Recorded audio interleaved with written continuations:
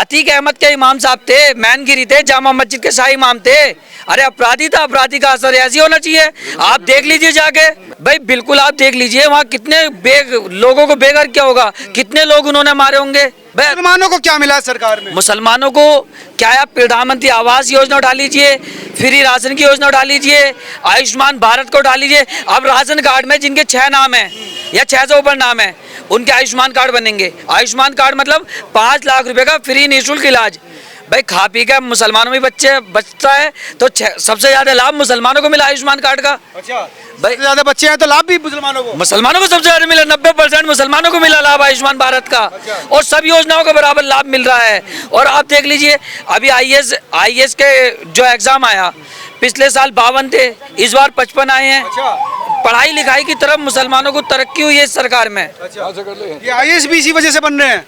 बिल्कुल, जब से ये सरकार आई है, सपा बसपा में तो मुसलमान गुंडागर्दी करता था, चोरी चकारी करता था, लेकिन जब से योगी और मोदी जी की सरकार आई है, जब से मुसलमानों का पढ़ने की तरफ ज़्यादा ध्यान है, मुसलमान पढ़ाई लिखाई की तरफ है, अपना रोजगार कर रहा है, अपना कारोबार कर रहा है, मुसलमान अपने आप को भारत में सुरक्षित महसूस कर रहा है योगी जी के और मोदी जी के कुशल नेतृत्व में। तो पहले बदमाशी करता था, पहले जब बदमाशों की सरकार थी तो बदमाशी करता था। अच्छा। अब महाराज जी की सरकार है तो शराफत से अपना पढ़ लिख रहा है। पहले बदमाशों की सरकार थी। हाँ, गुंडों की सरकार थी। अच्छा। पहले गुंडे माफियाओं की सरकार थी।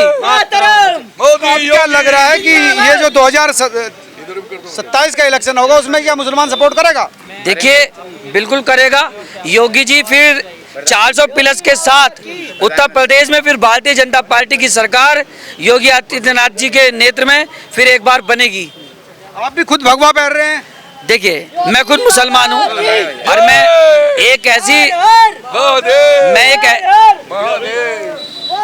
ऐसे समाज से आता हूँ जो ओबीसी समाज है, जो सरकार पिछड़ा हुआ समाज है, लेकिन सरकार सबका साथ सबका विकास सबके नारे पे विश्वास करके बिना भेदभाव के काम कर रही है। मुसलमान सपा उसमें में तो खुश था नहीं, लेकिन योगी सरकार में बहुत खुश है। दिया क्या है सरकार ने इनको? सब कुछ दिया, क्या नहीं दिया बताओ। योगी जो अखिलेश कह रहा हमारा पीडीए है, अल्पसंख्यक है, वो मिलकर तो चोर है। अखिलेश चोर है। अखिलेश की सरकार में कौन सी बहन बेटी रात को या दिन में सेफ थी बताओ? हम आपसे पूछते हैं, अखिलेश की सरकार में बहन बेटी कौन सी सेफ थी, कौन सी सही थी? और आज रात को 12 बजे हमारी बहन बेटी बीच सड़क पर जा सकती है, कोई हाथ लगाने वाला नहीं है। सुरक्षा बढ़ गई है। बिल्कुल सुरक्षा बढ़ गई है, बहन बेटी की भी ज्यादा हो गई है, व्यापारी की भी, सबकी सुरक्षा बिल्कुल। लूटपाट बंद है। बिल्कुल अब नहीं होती जो पहले हो रही लूटपाट।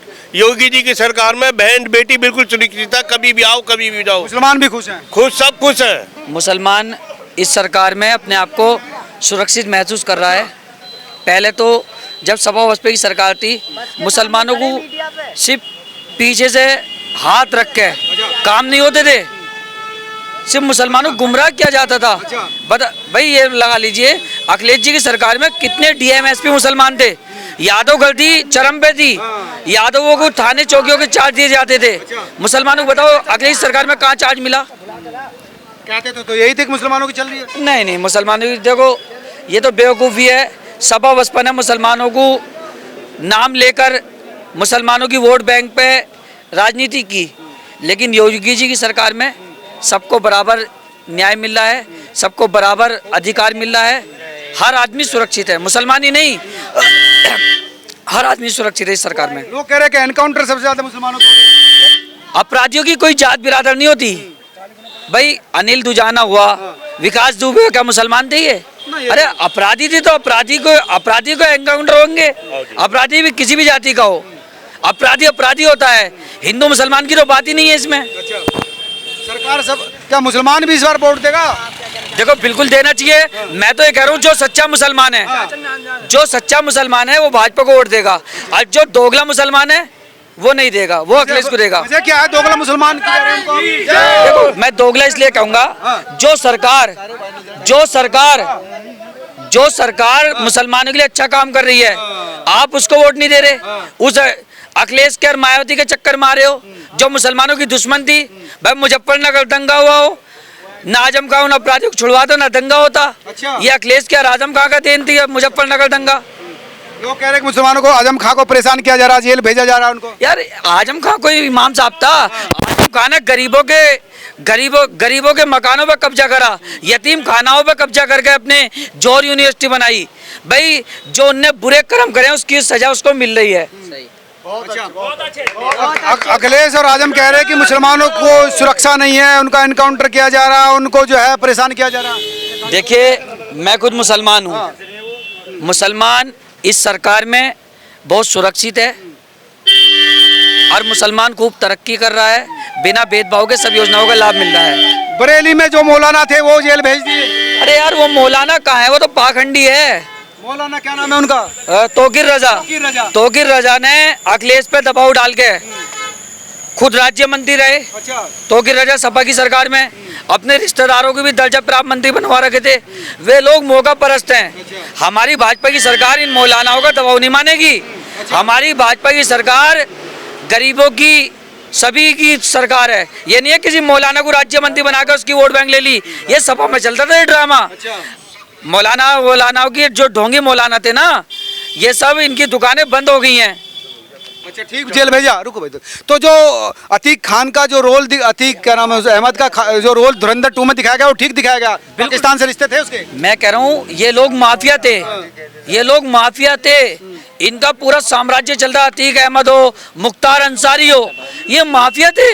इन लोगों ने गरीबों की जमीनों पर कब्जे करे, कितने निर्दोषों की हत्या करी। इनके जात बिरादर कोई दिए तो साले मुसलमानों के नाम पे कलंक थे ये लोग। तो मुसलमानों के नाम पे कलंक बता रहे हैं। सही बता रहे हैं, बिल्कुल ठीक मुसलमान नहीं थे? नहीं, गलत थे। अच्छा, बदनाम किया इन्होंने कौम को? बिल्कुल ज्यादा। ये जो आपने बात कही है, अगर हम दुनिया के पटल की बात करते हैं तो हम दुनिया के पटल पर या दुनिया के जो जिस तरीके से दुनिया आगे बढ़ रही है, चल रही है, उसमें कंधे से कंधा मिलाकर ये हमारा भारत चलेगा। तभी चलेगा जब हर आदमी के हाथ में अधिकार होगा। इसलिए देश का हवाई चप्पल वाला व्यक्ति हवाई जहाज में बैठ सकता है। अच्छा। और बैठते हैं। अच्छा। तो ये कोई बात नहीं है जो आपने बोली है। देश आगे प्रगति की ओर अगर सरकार चल रहा है। अच्छा। रावण कह रहा कि दिलों का तो विकास ही नहीं हो रहा। देखिए, वो उनकी लोकसभा नगीना है। हाँ। और मैं उस क्षेत्र से पूरी तरीके से वाकिफ हूँ। वो ये बताएं कि सांसद रहते हुए उन्होंने कितना विकास किया है। अच्छा। वो बताएं, अपना बताएं कि वो मैंने कितना विकास किया है। मैं कुछ भी क्रॉस स्टेटमेंट दे दूं उससे काम नहीं चलेगा। बात है हम विकास की बात कितनी करते हैं और हम उस पर कितना कार्य करते हैं, समाज उसे देखता है। देश में अगर आप ये नाम आपने लिया, मैं लेना नहीं चाह रहा था, आपने नाम लिया है, तो ऐसे ही देश के जो पहले प्रधानमंत्री रहे हैं उनके लिए जनता इतनी दीवानी नहीं थी जितनी आज दीवानी है प्रधानमंत्री जी के लिए, योगी जी के लिए। आप बताइए ये बात सच है या नहीं है? सच है। तो इसलिए मैं ये बताना चाहता हूँ, देश में जिस तरीके से योगी जी ने और मोदी जी ने इस देश को आगे प्रगति की ओर अग्रसर करा है, वो किसी से छिपा नहीं है। पहले उत्तर प्रदेश को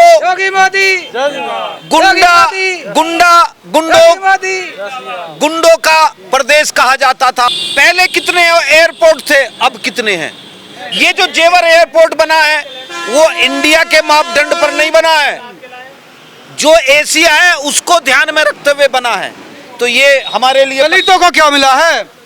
देखिए, बात मैं दलित की करने लगूंगा, उसमें मैं वाल्मीकियों की करने लगूंगा तो वो नहीं कर पाऊंगा। मैं देश के विकास की बात करूंगा, देश के विकास की बात करूंगा। जातिगत में पहले लोगों ने बांटा, अब हम बांटने के उद्देश्य पे नहीं है, विकास के उद्देश्य पे है। मोदी जी, हमारे मोदी जी ने और योगी जी ने सबका साथ सबका विकास लेके, हमारी अकेली पार्टी ऐसी है जो सबका साथ और सबका विकास लेके चलती है। क्योंकि यहाँ पर चाहे कोई दलित हो, कोई किसी भी समाज से हो, उनका एक ही नारा है, हमारी पार्टी का एक ही नारा है, सबका साथ सबका विकास।